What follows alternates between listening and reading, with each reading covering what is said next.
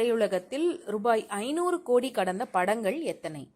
இந்திய திரையுலகத்தில் சில ஆண்டுகளுக்கு முன்புதான் திரைப்படங்கள் 500 கோடி வசூல் என்ற இலக்கை எட்ட ஆரம்பித்தது. முதலில் அமீர்கான் நடித்து 2016இல் வெளிவந்த டங்கல் ஹிந்தி படம்தான் அந்த சாதனையை படைத்தது.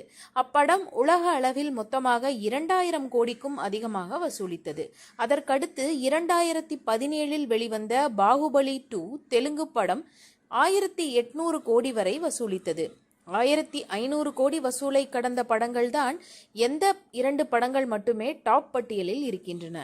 அதற்கடுத்து 1000 கோடியை கடந்த படங்களாக RRR தெலுங்கு படம் 1300 கோடியையும், KGF 2 தெலுங்கு படம் 1200 கோடியையும் வசூலித்தன.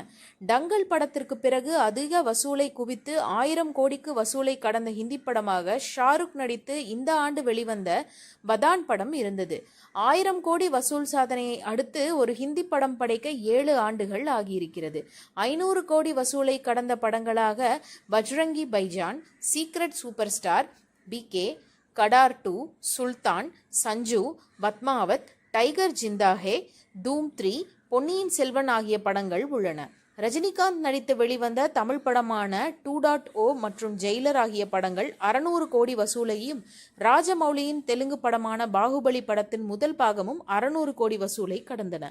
500 கோடி வசூலை கடந்த இந்தி திரைப்படங்களில் 19வது படமாக ஜவான் படம் இணைந்துள்ளது. இப்படத்தின் வசூல் இன்னும் அதிகமாகும் என்ற எதிர்பார்ப்பு உள்ளது.